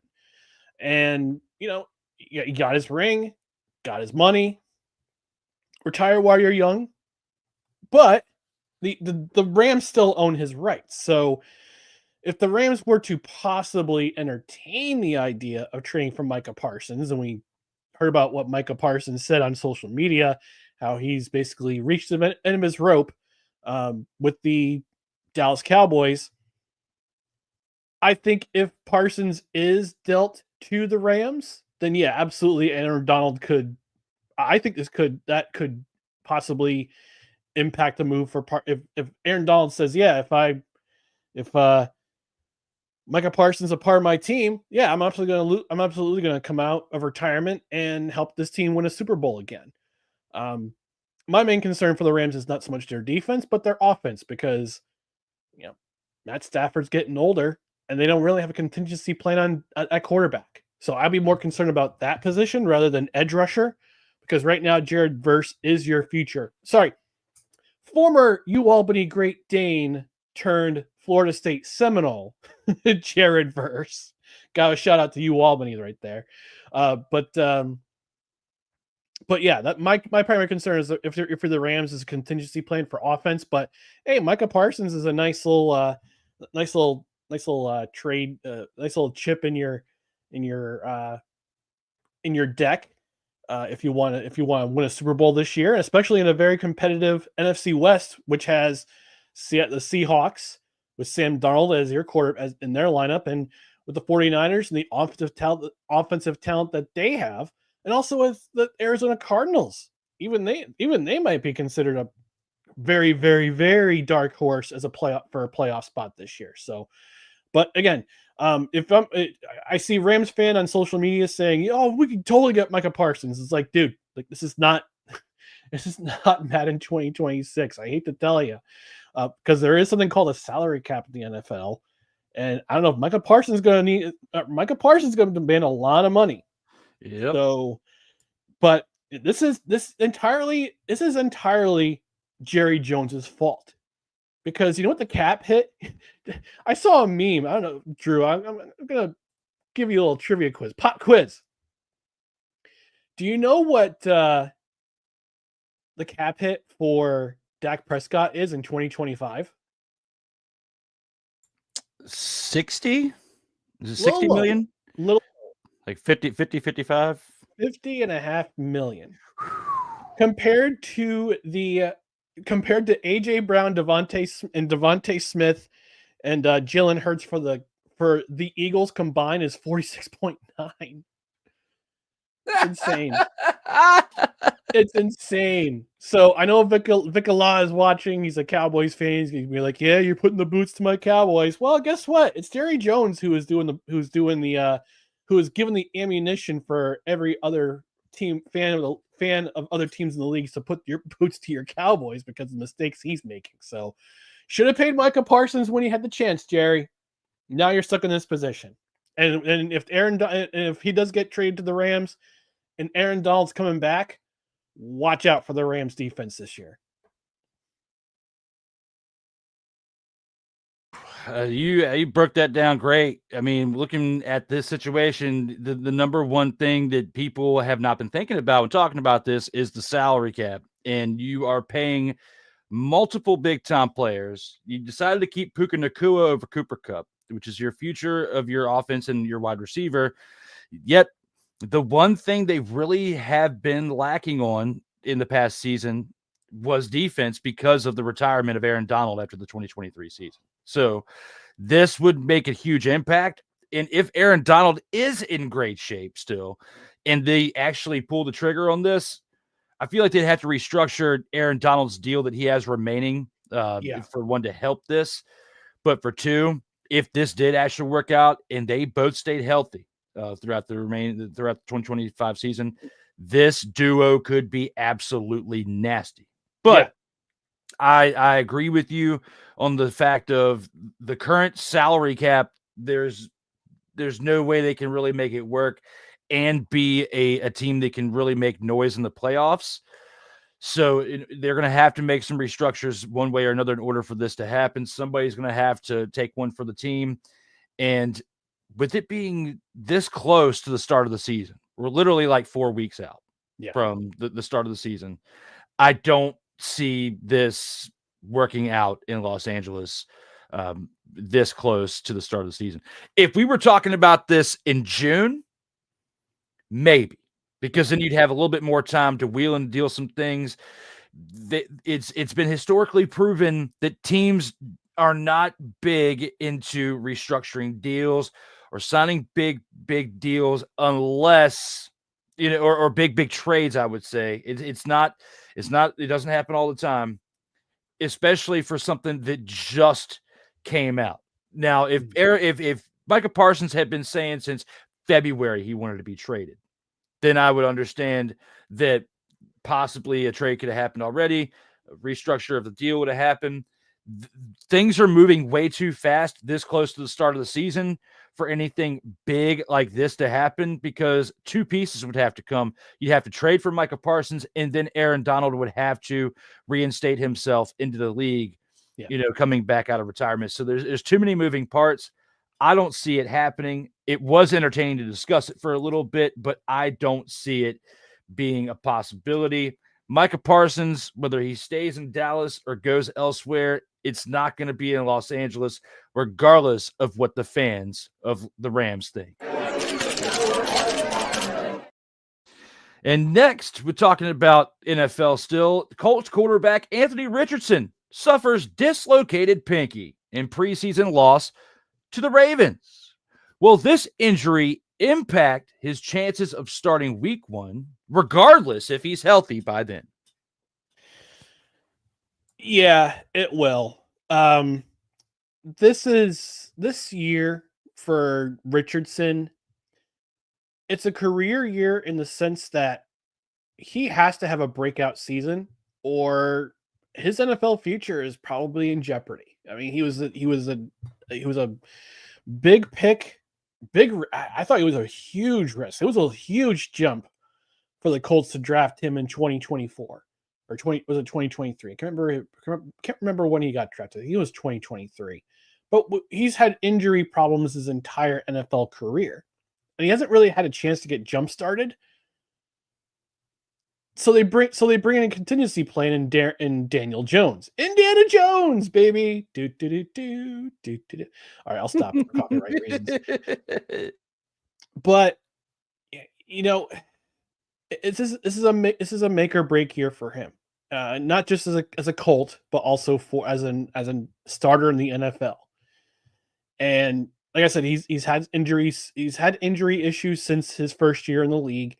He had a season-ending injury last season, or was it the year before? It was last season because Joe Flacco played for them the last part of their season. So, and he had injury problems in his rookie year as well. So, yeah, I mean, regardless if he's healthy, I don't think he starts week 1. I think Daniel Jones starts week 1 for the Colts. But if Daniel Jones goes down and Anthony Richardson comes in, that he's got to make. He's got to ensure that he's not making the same mistakes as he did as a rookie, and he's got to ensure that he can stay healthy. Otherwise, I think this is unfortunately, I hate to say the word because I hate to say this about anyone in the league, but he might be a bust. So I hope he heals up, and I hope he gets better. I hope the Colts coaching staff can help him. But man, I feel bad for the dude, but he's a professional. And he's got to take care of his body. You got to take care of his mind. Got to take care of his development, because he's the one he's the one who is responsible for all those other things. All those, and his factors are the ones that he can control. Everything else he can't control. I don't feel bad for him. He took himself out of the game last year for being tired. So because he was tired, all right, and now you have a dislocated pinky. Okay, regardless of the pinky, you were tired, and because you were tired, I have no faith in you. Yes, this affects your chances of starting week 1 because you were tired. That was you being on thin ice. The pinky is the last straw. I forgot about the being tired thing. My bad. I don't feel bad for you now. Now, with all that being said, because he was tired, it's time to go to the last topic here within the scoop. We talked about the possibilities a couple weeks ago of this happening, but it actually did happen this week. ESPN to acquire NFL Network and RedZone from the NFL to stream beginning of 2026. Do you believe this move will be beneficial and help build viewership, or hurt the Shield in the long run? I don't think it does either. And I'll tell you why. Because regardless of this deal, people are still going to watch the NFL. The NFL is the new national pastime in the United States. It's also growing internationally as well. From what I understand with this new deal, and also ESPN is also acquiring the PLE rights for WWE in 2026. But from what I understand, if you have a pre-existing subscription to a streaming service or a cable service, you don't have to pay the extra $30 a month to gain access to NFL Network, to RedZone, to the PLEs for WWE. So that seemed to get missed in all this hoo-ha about the NFL Network and RedZone and WWE PLEs going to ESPN in the new era app. It's $30 a month. So let's I want to make that clear. Hoo-ha, ladies and gentlemen. Yeah, the hoo-ha. Yes. Don't get me started on hoo-hoo dillies and cha-chas. Family show, Ryan. Family show. Jeez. But I think for the only ones this benefits is the NFL. The only people who really benefit from this are the NFL and for ESPN, because they'll be getting more for people who don't have streaming services, who don't have a cable subscription. They're gonna be forced to pay $30 a month. Yes. But guess what? People are gonna pay anyway because it's the NFL. I love I, for one, love RedZone because of my undiagnosed ADD. I love sitting in front of a TV, watching 7 hours of commercial-free football, and just goes from game to game to game. So instead of watching just one game, as a Jets fan, I suffer through every season. I don't have to watch just that game. I can watch every game. Thank you. Shout out Scott Hansen. But no, the only one this benefits is ESPN, and also benefits the NFL because they get a stake in. I believe they get a 10% stake in ESPN with this deal. But it's not going to hurt it's not going to hurt the NFL in the long run because, again, people want to watch football. People forked over $400+ a year to YouTube for the NFL Sunday Ticket, and they're going to do it again this year because they want to see their team. They want to see their team. They want to see RedZone. They want to see the NFL Network. The NFL is the most NFL is the most beloved league in the United States. So this won't hurt them at all. This won't hurt the Shield, and it'll benefit them the most. I agree. Will people be disgruntled about it? Absolutely. People complain about everything, no matter what sport. But I mean, you bring up good reasons for that, and also with the fact of ESPN acquiring WWE rights for 2026 and beyond for the PLE events. From what it sounds like, it's just the PLEs.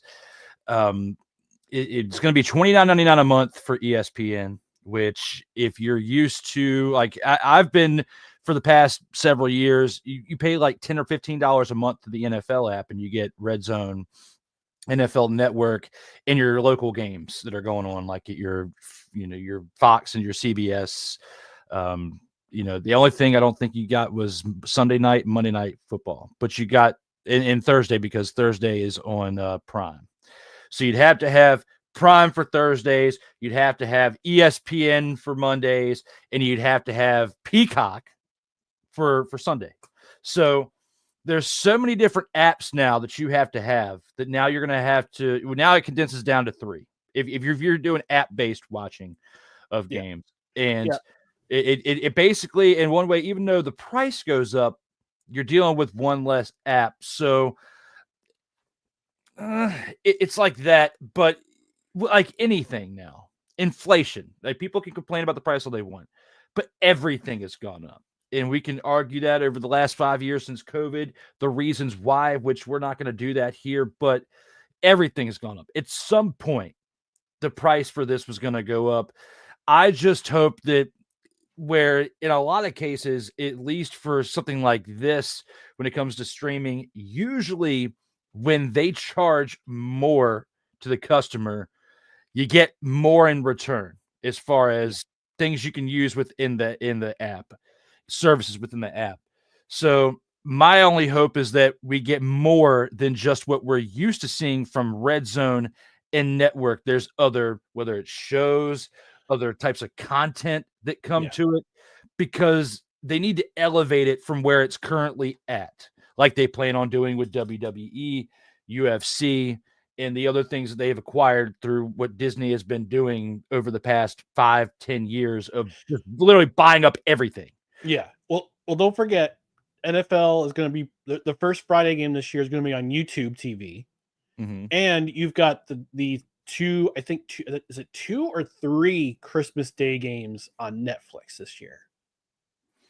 Yeah, I forgot about the Netflix Christmas, which that was a dumpster fire last year. But I will digress, as we'll talk about that closer to when they actually bring football back to Netflix. But yes, that was a dumpster fire in my opinion last year as we brought it on this show. But speaking of dumpster fires, our favorite segment where we get to talk about dumpster fires is up next, and that's where we get to break down who is our choices for the snowflake of the week.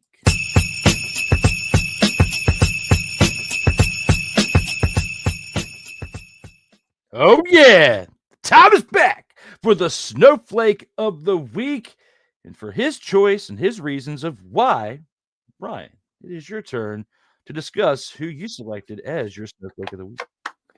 Originally, I was going to go with PJ Walker, but I gave him a pass. I gave him some grace because it's his first CFL start, and the CFL is it's a different animal than the NFL and the XFL. Granted, he's a seasoned professional, but I'll give him a pass. Threw 3 interceptions, had 1 touchdown against the Ottawa Redblacks, who was my grand champ of the week on their defensive unit, was the grand champ of the week. But the snowflake of the week was the Montreal Alouettes offense. 169 net yards of offense. 169 yards. They didn't even break 200 yards against the Saskatchewan Roughriders this week. Their offense, their rushing performance was terrible. McLeod Bethel-Thompson, he's fallen off the face of the planet. He fell off the face of the planet after his game against Calgary when he didn't really have too many mistakes. Made a lot of mistakes in this game. He's not the answer as a backup for the Montreal Alouettes. They managed 6 points, which came off of 2 field goals by Jose Maltos Diaz. One of them was a 56-yard field goal. So if you had him in CFL fantasy last week, great job. But otherwise, the Montreal Alouettes, their offensive unit was pedestrian, it was pitiful, and it was pathetic for a team that has Jason Moss, one of the best quarterbacks of the 2000s, as your head coach, and the GOAT in CFL quarterbacks, Anthony Calvillo, as your offensive coordinator, and you can only muster up not even 200 net yards and no touchdowns, manage only 2 field goals. You guys deserve my snowflake of the week. Great choice for your snowflake of the week. And for myself, I have to discuss my thought of who I have selected for the snowflake of the week. And that is from the Toronto Argonauts, their running back squad. Oof. As we talked about earlier, how in the hell does this happen? Total rushing, 5 carries for 8 total yards for an entire game. From start to finish, you only ran the ball 5 times in a game that you lost. And had you done a little bit better, had you been able to pick up a little bit more on the ground, you might not have lost the game at all. I mean, you only lost by 9 points, but you couldn't get a running game together. Nick Arbuckle wasn't consistent as well. The only thing you really had was Devontae Coxey tearing it up in your defense that kept you in the game. Other than that, this definitely cost you the game. Running the ball only 5 times and only mustering up 8 yards. Again, how the hell does it happen? Terrible, terrible leadership is how it happens, and terrible preparation, in my opinion. Toronto Argonauts are my choice. Their running backs, at least, are my choice for the snowflake of the week. Oh, Drew, before we go to commercial break, point of clarification from our last segment in the Gridiron Scoop. There are 3 football games on Christmas Day. Okay. 2 of them are on Netflix, including your Washington Commanders. Yes. They're the 1 o'clock game. They're playing Dallas. Detroit, Minnesota is at 4:30. And then the final game is on Prime Video, Denver at Kansas City. 3 possibly bangers of games on Christmas Day. Ho, ho, ho. We shall see something. Happy birthday, Jesus. You get 3 games of football. We will have interesting foosball indeed on Netflix in this game, or on this day of Jesus's birthday. Now, with that being said, believe me, I've already shredded Jarrell 6 ways from Sunday about this, and I will do it again, says the man known as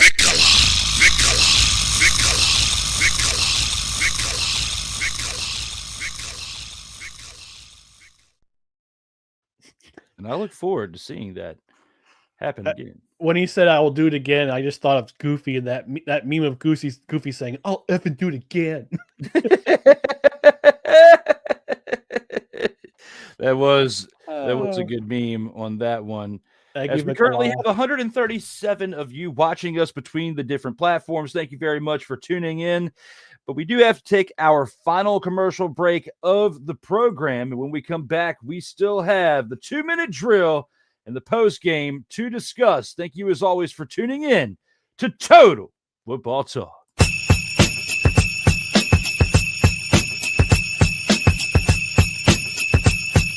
Later, the post game. But coming up next, the 2-minute drill. This is Total Football Talk. You know it, and I know it. Let's get ready for it. When that will happen, we don't know. I'm telling you. I mean, look at the bottom of the graphic. Look at this man. Look at him. He's gonna be like a Dollar Tree Charlie Chaplin or something. Like, I mean, it's just ridiculous.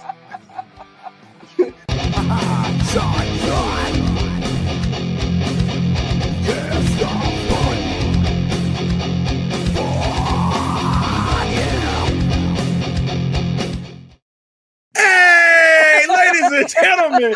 Hey, look. Hey, stop playing games. Y'all already know. Go ahead and toss him some Willie Bucks. Ain't nobody playing around. Hey, $ D Willie 87. Go ahead and hit him up on the Cash App and go ahead and give him some Willie Bucks.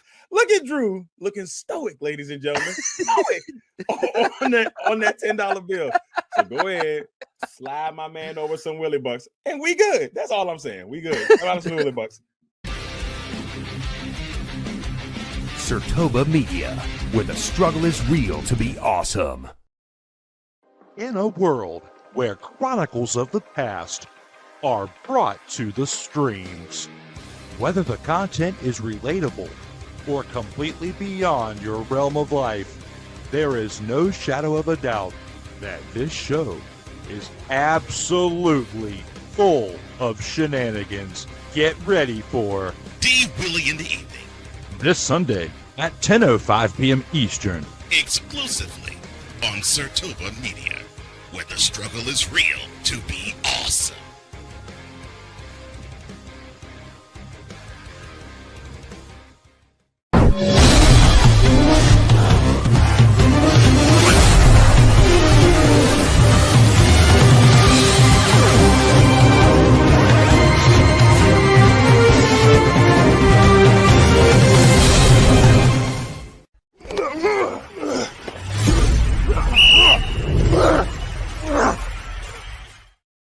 Welcome back to Total Football Talk, episode 96. As we have discussed this topic right here, Donald TEASES possible NFL return if Rams trade for Micah Parsons, and much more. But based on that commercial that you saw within that pack, D. Willie in the evening, usually on Sunday nights, that show is live. But this week, doing something a little bit different, as this week, I will actually be doing it on a different day. I'll be doing it tonight, as at 10:05 p.m. Eastern time. You can see texting is not the way at 10:05 p.m. Eastern time here on Sertoba Media. If you're watching this on No Credentials Required, you'll have to check this out on Sertoba Media. But tonight at 10:05 p.m. Eastern time, episode 37. The episode I was going to try to do last week will be tonight. A little bit different than the format that I was going to be planning for last Sunday, but it will be happening tonight. It will be live. It will be myself, and it will be at 10:05 p.m. Eastern time. If you have the NFL Network, currently Shedeur Sanders is under center for the Cleveland Browns, and they are already at a third down. So we shall see what happens with Shedeur Sanders. But now I have to bring back my cohort for episode 96. And that is Mr. Brian McCarthy. Welcome back there, sir, from our commercial break. But just to kind of, transition on end, because we had the commercial towards the end of D. Willie in the evening, I had to let them know that, hey, it's tonight, not this Sunday, because we are preparing for the move for the In or Out Sports Debate to come on back. But Shedeur Sanders just completed his first, what appears to be first down in the NFL, and it being in the preseason. So shout out to him. But with all that being said, before we get back to the NFL, let's go ahead and preview the final games for Week 10 for the CFL and take it into the 2-minute drill.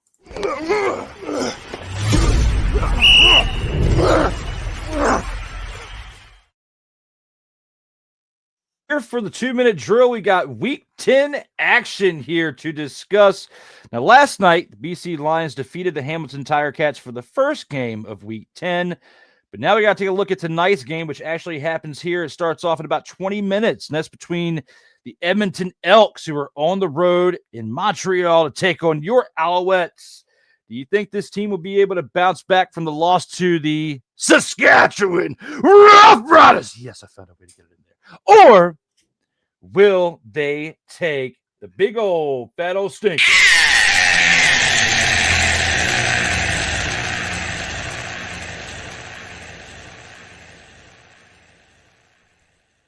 In this game? No, the Montreal's taking the L. I gotta say it. I'll say it for up front. They have no rushing attack, and the Elks held the Hamilton in check on the rushing side last week on defense. So it's going to be up to McLeod Bethel-Thompson's back under center again for the Montreal Alouettes. They're also missing their two best receivers. They're missing Tyson Philpott and they're missing Austin Mack, and that is going to be a big loss because they got to rely on. They have to rely on Tyler Snead and Cole Speaker, but they're not traditional wideouts. They're slot back. They're slot receivers, so they need to find some way to get some explosive plays. And Montreal's defense is going to be predicated on stopping Justin Rankin, which will lead to the passing attack of Cody Fajardo, who's going to be under center for the Edmonton Elks again. They'll be able to spread the ball around, and as long as his receivers can get open and they can catch the ball. Looking at you, Keon Julian Grant. This will be a tight contest, but I think Edmonton will get their second win of the season in Montreal. And after this game, I think Montreal is going to have to do some soul searching on offense because all the injuries they have, it's affecting the way that they score. And they only managed 6 points last week, both on them on both, and all 6 of those points coming on field goals. It's not going to cut it in this league. And the way that they were offensive, their offense was offensive last week with under 200 yards net yards offense. It's not an effective way to run it to win this league. So I think Edmonton's going to take this game. You think a team that's 1-6 is going to beat your team? Wow, I did not expect that in today's prediction for that. I was expecting you to go the other way. And for that, I'm going to disagree. I'm going to respectfully disagree with this and go with your team, the Montreal Alouettes, winning this game and proving to 6-3 for the year, because I feel like they got embarrassed and smacked in the mouth pretty bad this past week against the Roughriders, and it will absolutely crush the remainder of their season if they take a loss like that, followed by a loss to a 1-6 team. I don't see that happening. I'm probably going to be wrong. A lot of the things you said sounded very true and sounded like they could definitely come into fruition in this game. However, to just respectfully disagree and have some type of way of somebody's got to be right within this prediction, I'm going with the Elks taking the big old fat old stinking L to your team known as the Alouettes. Hey. Who's giving them the business? Speaking of giving them the business, the Redblacks defense gave the business over this past weekend, but will they be able to do the same against the Toronto Argonauts tomorrow at 3 p.m. Eastern time? And Toronto, what do you think? Yeah, I look at this game. I think Ottawa is going to, like I mentioned, they're a couple weeks in the grand champ of the week, the Ottawa Redblacks defensive unit. They got my grand champ of the week this past week. I think the Redblacks could continue that momentum because in their first game of the year, Ottawa and Toronto, they did not have Drew Brown in the lineup. Drew Brown was injured that game, and actually could have won that game if it weren't for a special teams touchdown and a defensive touchdown, a fumble return for a score. But Toronto, their running game, they don't have a running game right now. And Ottawa shut down Calgary last week, 35 yards rushing. Toronto had 8 yards rushing last week. So it's going to be up to Toronto to try to figure out a way to beat Ottawa's defense. But on this other side of the ball, Ottawa's got to protect Drew Brown. They got to get back on that horse and protect him. But I think in this game, the Battle of Ontario, I think Ottawa's going to get a measure of revenge, keep up that momentum, and distance themselves from Toronto in the standings. Because in their first meeting in Ottawa, Toronto took care of business there. But I think this game in Toronto, I think Ottawa's going to take care of business and get the win. Yeah, I'm going to agree with you on this too, based on what we've seen out of the Argonauts this year, and what the Redblacks defense has been able to cook up here over the past few weeks. I'm going to go with them winning this one. In this what could be the Dumpster Pelican Bowl of the week between these 2-6 teams.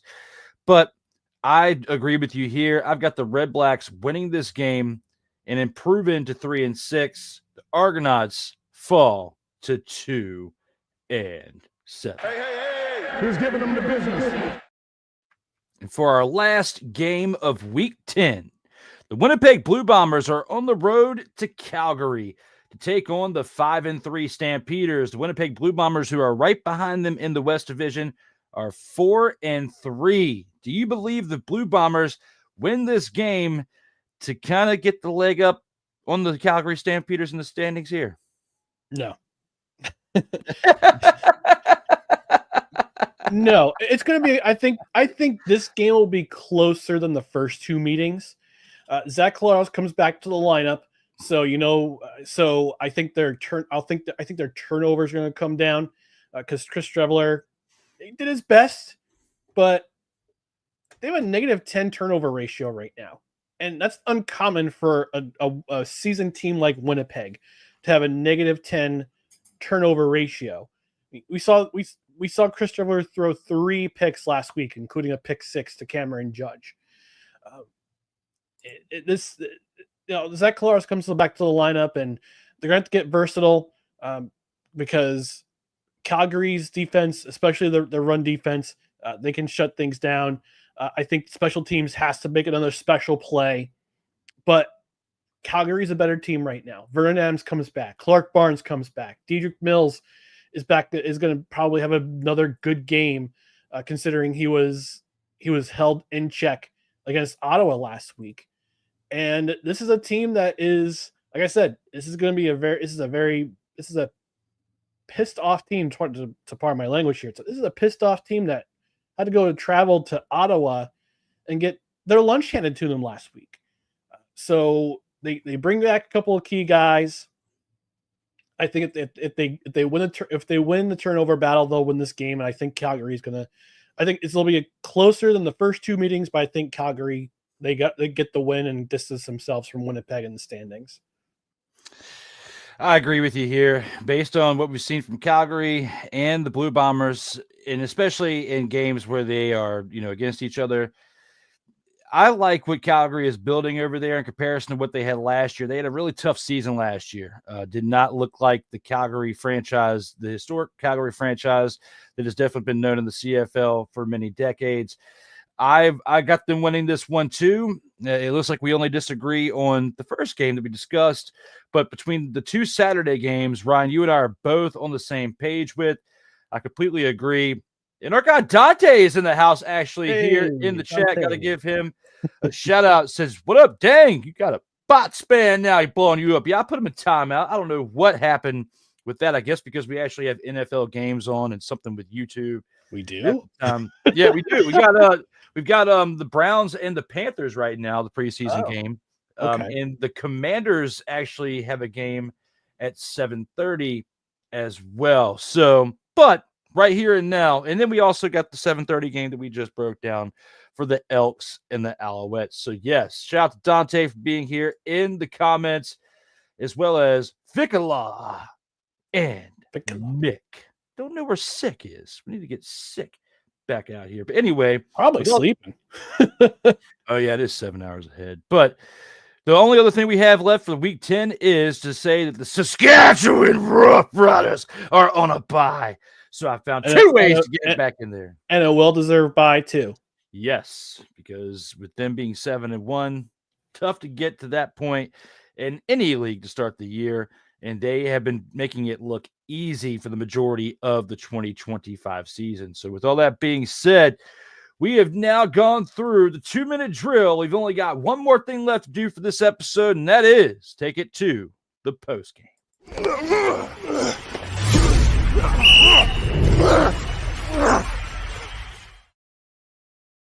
Total football talk. As long as it's one. Oh, it's great. I love it. I hope it actually is recording. Listening to it. Now's that time of the program where we give our final thoughts of the episode. And for his final thoughts for episode 96, turn it on over to Mr. McCarthy.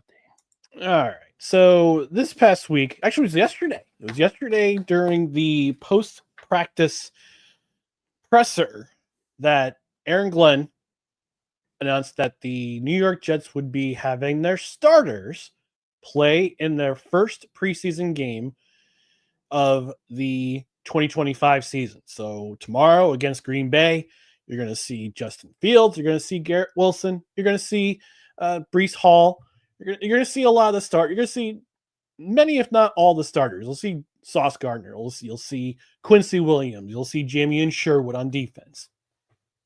And as soon as Aaron Glenn told the media that the Jets were going to play their starters this week,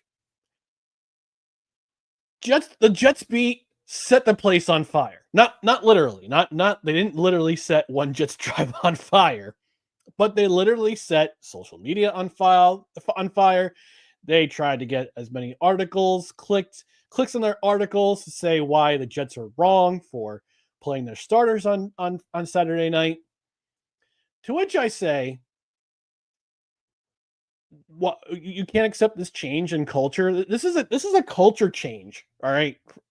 A total 180 from the previous two coaches that coached this team, Robert Saleh and Adam Gase, who is still chasing tacos, imaginary tacos somewhere in Michigan. It's just a feel, and we had an article on Outkick saying that basically said that Aaron Glenn is getting testy with the media, and we haven't even played a game yet.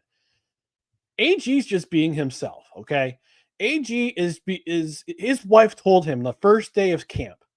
She said to him, she sent him a text message at 3:30 in the morning saying, "Just be AG." He's being AG. He's not being the obstructive coach that Adam Gase was, who was grumpy all the time and just trying to figure stuff out with the offense, and he couldn't figure it out with the offense. He's not Robert Saleh, who's always kissing up to the media and says, "We're gonna make sure that we're gonna keep some receipts of what you're saying in the media." No, this is a guy this is his first shot as an NFL coach. He's been nothing but available and giving direct answers to the media after every practice, at every press conference. He's been nothing but accommodating. And as soon as he says to the media that all Jets starters are going to play on Saturday, excuse me, it just seems like everything. It just seems like Aaron Glenn can do no right.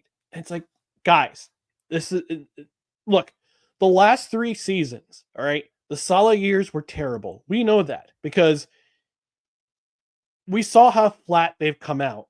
We saw especially how flat they came out last year, because us fans and probably the coaches too all assumed that just the Jets were going to be on fire for the entire season because Aaron Rodgers was our quarterback.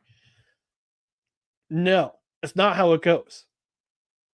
I think playing your starters in the first preseason game is a smart move, because you need to, as a first year coach, you need to evaluate what your staff is doing, what your personnel is doing. Justin Fields is running a new offense this year for like the 4th time in his career. He's got a new offense. Poor guy. You got to find out what kind of chemistry you can establish with his receivers other than Garrett Wilson and Mason Taylor. I'm not sure if he's playing this game.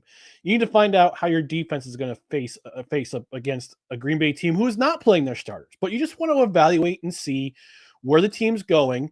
You want to see how they do against a team that's not in your jersey, because right now you're not hitting the same in practice as you would in a real-time game. And now you're in a real-time situation where, yes, it's the preseason and you're not playing starters. The other team's not playing their starters, but you want to get a fresh feel about how your team is developing since OTAs and since training camp opened. And this gives Aaron Glenn and his staff the opportunity to evaluate things, see where they are, let the team make the mistakes. Let's have a couple series, maybe 1, maybe 2 series in the first quarter. Let's see how we can develop drives on the defensive side of the ball. Let's see what things we can clean up, because that's what they've been working on in practice. Been working on cleaning up penalties, because the Jets were the most penalized team in the NFL last year. They've been working on properly coaching players like a Will McDonald, who I think is going to have a monster season as the edge rusher as one of the premier edge rushers on this team. But they want to get a fresh feel of how this team's going to develop, especially in a new offensive system, especially with a new quarterback in play with Justin Fields. Again, let's see what they do. If they make mistakes, we can go back on Monday. We'll watch film. We'll clean it up. We'll get ready for week 1. And the fact that this Jets beat, I think they hate not only the Jets, they not only hate covering the Jets, they hate the Jets, they hate their fans, especially. And I was going to mention this last week on last week's show, but I kept it positive for the most part. Let the coach do his job. Let the coaches coach, let the players play, and let's see how things work out, because I want this team to come out swinging in week 1 against their former quarterback and against the Steelers team, who I think will finish with a record that is below 500 this year. Hot take. Let's see how things work out with this team. Let the starters start. Let's fix the mistakes. And in week 1, execute, and hopefully it goes for 17 weeks this year. Because as a Jets fan, I'm tired of seeing this team fail. I'm tired of this team being a meme. Tom Brady at his statue unveiling made a joke about the Jets, and I hope the Patriots are cursed for 55 years like the Jets have been. So I pray that the playoff curse is that the playoff drought is relieved this year. I don't think it'll happen, but I just want to see this team stay in games for 2025. And it starts tomorrow night in Green Bay. Well, I hope the same for you as well there, sir, as we are finally back to NFL action with the preseason in tow. And the Carolina Panthers and the Cleveland Browns are currently in action. The Patriots and the Commanders are about to be underway as we close out our program here. But here in the post game, I want to talk about something. I want to talk about the lifespan of football players. It's been historically proven most NFL players usually only have a lifespan between the ages of 50 and 60 on average, right? Over the years. Now, of course, with the advancements in medicine and technology over the last 20, 30 years, those numbers have continued to increase as far as the lifespan in the age, as far as how old they get to be before the average of those players passes away. Recently, about 4 days ago, since it happened within this week, we had what most believe was the oldest living NFL player who just passed away at 95, and that was Billy Houghton, who was a Packers star from back in the day, who played in the 50s and early 60s. He's a former Green Bay Packers star, regarded as one of the most productive wide receivers of the pre-Super Bowl era, who was a founder and the first president of the NFL Players Association, who died at 95 on August 4th in Houston, Texas. Ooh, God bless. Yes. He was born in Littlefield, Texas in 1930. He is believed to have been the oldest living NFL player, as I just said. Houghton scored the Packers' first receiving touchdown at Lambeau Field in 1957. He was a second-round selection by the Packers in 1952 and became the first NFL rookie with a 1,000-yard receiving season after recording 1,231 yards that year. He led that league in receiving yards twice and was named to 4 Pro Bowls and was a 3-time All-Pro. He holds the Green Bay Packers single game franchise record with 257 receiving yards in a 1956 game against the Los Angeles Rams. And when he retired in 1963, he was the NFL's all-time leading receiver in receptions with 503 receiving yards, 8,459. And he was inducted into the Packers Hall of Fame in 1974. A quote said by Emlyn Tunnell before the 1958 season: "For my money, Houghton is the toughest pass receiver to cover in the National Football League." But wow, that's when you have somebody who's a Hall of Fame safety saying that about a receiver, that's pretty big news right there. After 7 years in Green Bay, Houghton was traded to the Cleveland Browns in 1959 and then to Dallas as a member of the Cowboys' inaugural team in 1960. He spent the rest of his career, being the last 4 years of his playing career in Dallas, playing for Coach Tom Landry with quarterbacks Eddie LeBaron and Don Meredith. Houghton was also an All-American in college at Rice and a member of the Rice Hall of Fame. A very, very storied career for a man who lived to be 95. And that's why I brought up at the beginning average lifespans of NFL players. I mean, and this is them all collective, like all positions. Of course, if you look at quarterbacks, if you were just to say NFL quarterbacks, they probably live the longest out of all the positions in the NFL because they're less impacted than others. But Billy Houghton, a wide receiver, back then, the game was bruising in the 50s and 60s. They took punishment consistently, getting beat up by the defense. You are a receiver and you live to be 95. You are tough as nails there, sir. For you to be a part of the founding members of the NFL Players Association and the first president of that association, you left the game better than the way you found it. You were football's John Cena of the 50s and 60s and 70s on into your post-playing career as part of the NFL Players Association, and you lived another 55, 60 years after your retirement to see the fruits of your labor and see how far the NFL has grown. I wanted to give my flowers to that man today in the post-game. He deserves it. A man who was 95 and literally lived to watch the evolution of the game that he helped be a part of. Yeah, man, for real. God bless him. I mean, 95. I mean, I was thankful to have 3 out of my 4 grandparents grow into their 90s. So condolences to his family for any surviving sons, daughters, grandchildren. But yeah, I mean, that's a heck of a life to be a founding member of the NFL Players Association. And I'm actually very happy that the NFLPA and the NFL can coexist, unlike other sports. I'm talking to you, MLB. But yeah, I mean, it's good to have representation in as an athlete to be an advocate for your well-being. And this gentleman here, as you mentioned, Drew, he was the founding member of that organization. So, like I said, condolences to his family. But hey, what a life. Absolutely. With all that being said, thank you as always to everyone tuning into episode 96. We're going to take this on out with the outro. Everyone, as always, stay safe out here in these streets.